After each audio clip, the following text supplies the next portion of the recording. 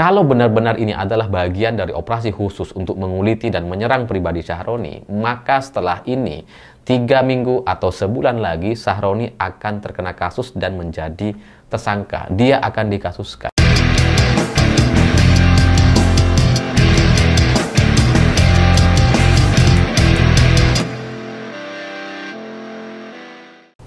Selamat malam semuanya. Melihat apa yang terjadi kepada Syahroni hari ini, terus terang saya sangat-sangat curiga sekali bahwa Syahroni ini terkena operasi khusus atau biasa kita kenal Opsus.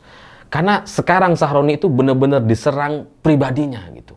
Penjarahan yang terjadi di rumah Syahroni itu cuma hal kecil saja. Hal besar sih gitu ya, memalukan sekali. Tapi efeknya setelah itu ternyata tidak berhenti. Karena ketika rumah Syahroni dimaling atau dijarah secara massal, secara terang-terangan, itu ternyata masih kemudian memunculkan cerita-cerita tambahan yang terlalu berlebihan gitu. Padahal kalau itu berdasarkan fakta saja, itu sudah sangat memalukan. Misalkan gitu ya, ketika mobil-mobil Syahroni itu diinjak-injak, dirusak, terus kemudian uangnya yang dolar Singapura per lembar 1000-an itu ya dilempar-lempar, dibagikan ke masyarakat, ketika jam mahalnya itu diambil, Iron Man-nya diambil dan sebagainya, itu sudah sangat cukup untuk mempermalukan Syahroni. Sudah sangat-sangat cukup. Tapi ini masih ditambah lagi dengan cerita atau gambar-gambar yang sebenarnya itu tidak terjadi di rumah Syahroni, yakni dildo yang ada di lantai. Itu tidak diambil oleh warga katanya. Banyak orang yang kemudian menganggap bahwa itu adalah kenyataan. Itulah yang terjadi di rumah Syahroni, ditemukan dildo gitu ya.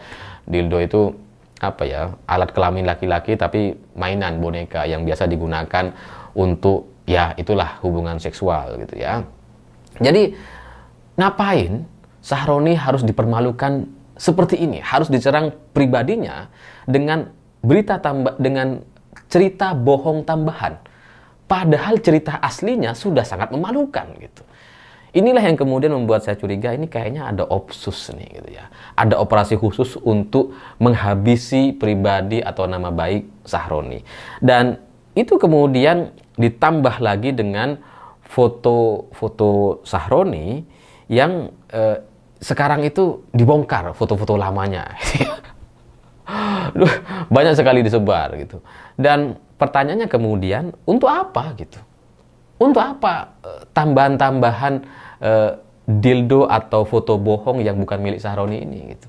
Itu adalah foto lama yang diupload sejak tahun 2020 lalu dan jelas tidak terjadi di rumahnya Syahroni. Jadi penjarahan itu sudah sangat memalukan, tapi masih ditambah dengan cerita bohong atau foto bohong dildo. Dan kecurigaan saya terkait Opsus atau operasi khusus untuk menghancurkan Syahroni secara pribadi, karena ini kemudian berlanjut terus gitu. Tidak hanya dari foto dildo yang sekarang itu dibagikan oleh banyak orang dan diyakini bahwa itu terjadi di rumah Syahroni, tapi juga muncul akun Twitter palsu Syahroni centang biru. Centang biru tuh agak sulit ya di Twitter, setahu saya gitu ya. Karena kalau akun baru kemudian harus langsung centang biru itu ya agak sulit.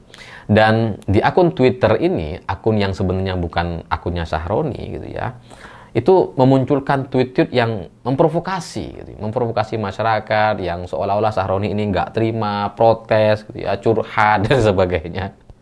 Marah, frustasi gitu. Padahal sebenarnya itu bukan akunnya Syahroni. Tapi sekali lagi, kebohongan ini itu sudah disebar di mana-mana. Banyak orang yang percaya bahwa Syahroni berkata demikian. Padahal enggak sama sekali. Syahroni enggak nge-tweet, enggak berbicara seperti itu. Itu akun bohong gitu. Akun hoax, akun bodong. Karena akunnya pun baru dibuat di Agustus 2025 atau beberapa hari yang lalu. Banyak orang yang terkecoh karena akun ini centang biru. Nah, pertanyaannya siapa di balik ini semua? Karena terlalu berani gitu. Bikin akun palsu atas nama tokoh politik di Indonesia itu terlalu berani. Apalagi diverifikasi. Itu kan datanya pasti sudah ada kan. Nah, ini kalau mau diusut gitu ya, kemudian terbongkar, ya bisa dipastikan ini ya, suruhan orang besar. Gak mungkin cuma orang iseng. Karena risikonya terlalu besar gitu. memalsukan akun orang tokoh di Indonesia secara sadar dan membuat hoax terkait tokoh itu.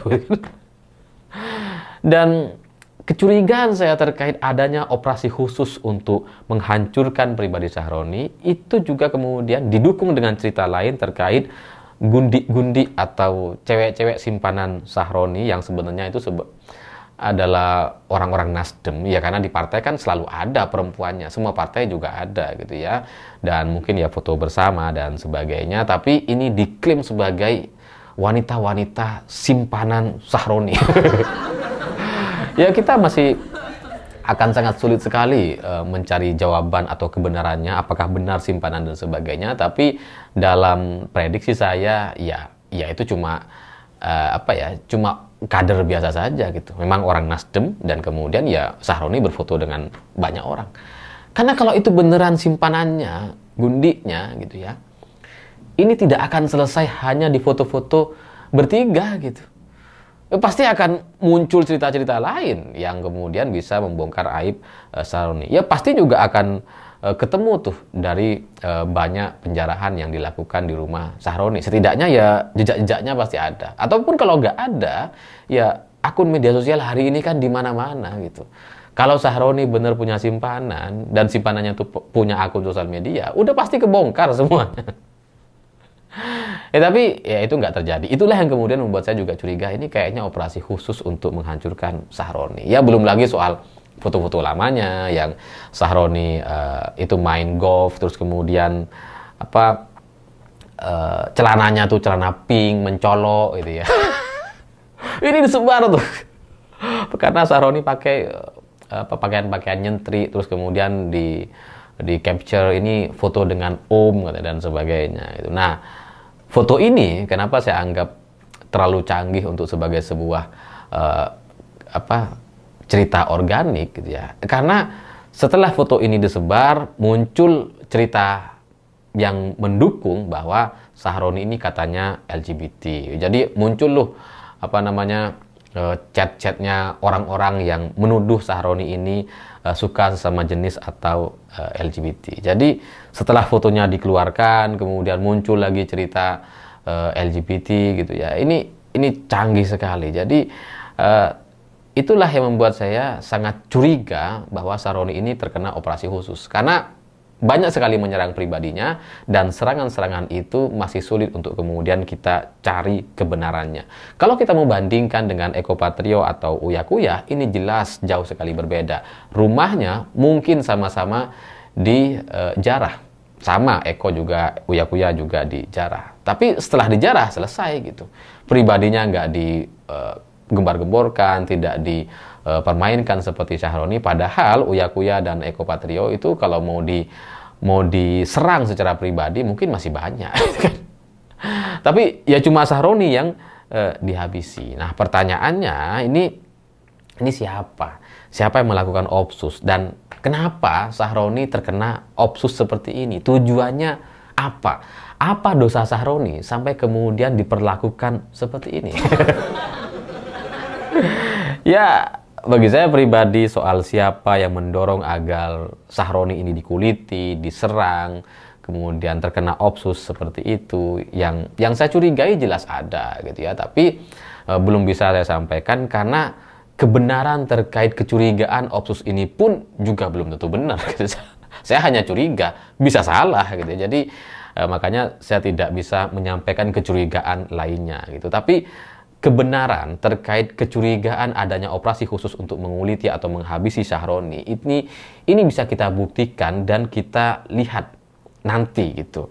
Karena teorinya itu sederhana di Indonesia. Karena ini sudah terjadi berkali-kali dalam politik yang menyangkut soal nama-nama besar atau tokoh di Indonesia. Kalau benar-benar ini adalah bagian dari operasi khusus untuk menguliti dan menyerang pribadi Sahroni, maka setelah ini 3 minggu atau sebulan lagi Sahroni akan terkena kasus dan menjadi tersangka. Dia akan dikasuskan, dia akan kena kasus hukum. Kalau itu yang terjadi, maka fix hari ini apa yang terjadi kepada Sahroni adalah bagian dari operasi khusus. Nah, sampai saat itu terjadi, sampai saat itu tiba, kalau benar-benar terjadi, ingatkan saya untuk membahas lagi terkait kasus ini dan melanjutkan kecurigaan saya siapa di balik orang yang ingin menyerang atau menghabisi Syahroni. Karena kalau kita mau ingat dari banyak sekali kasus yang ada di Indonesia, orang yang pribadinya diserang, dikuliti, ada selingkuhan, simpanan, dan sebagainya, itu dekat sekali dengan kasus hukum biasanya gitu ya. Jadi dikuliti dulu baru kemudian tersangka, atau sudah tersangka sebelum vonis munculkan dulu cerita-cerita lendir atau cerita-cerita cewek-cewek yang ada di sekelilingnya. Supaya apa? Supaya rakyat muak, masyarakat itu murka dan tidak percaya lagi dengan orang atau yang bersangkutan. Dan kalau itu sudah terjadi, maka vonisnya akan gampang. Maka cara untuk mentersangkakan yang bersangkutan juga akan lebih mulus dan tanpa pertanyaan. Ini sudah terjadi gitu ya. Dan apa yang saya pelajari dalam beberapa tahun terakhir selalu punya pola yang sama gitu ya. Sama juga seperti Pak Hasto Kristianto juga kan dulu ada wanita simpanan. Habis itu tersangka. Mirip gitu. Sebelum-sebelumnya juga ada gitu. Maka ya kalau ini yang terjadi, maka ya Syahroni mungkin sudah tidak berdaya gitu. Sekarang aja dia nggak berani muncul atau pulang ke Indonesia. Sehingga ya ini nampaknya semakin mengarah ke sana kepada satu kasus hukum yang sudah disiapkan. Karena kalau pribadinya diserang gitu ya, dibuat emosi, istrinya dibuat nggak nyaman gitu ya, mentalnya terganggu, maka keluarga ini akan bermasalah dan fokusnya jadi nggak konsentrasi lagi. Itulah yang memang diharapkan oleh lawannya Syahroni kan. Kalau dia nggak fokus, dia kecapean, di rumah juga nggak damai, terus kemudian tiba-tiba kena kasus hukum, selesai dia. Nggak bisa berpikir jernih lagi. Dan itu akan memperberat atau setidaknya memudahkan lawannya untuk menghabisi Syahroni. Ya, sekali lagi, kebenaran terkait kecurigaan-kecurigaan ini bisa kita buktikan dan kita nantikan setidaknya 3 minggu atau sebulan lagi. Saya pikir itu. Terima kasih sudah menonton. Begitulah kura-kura.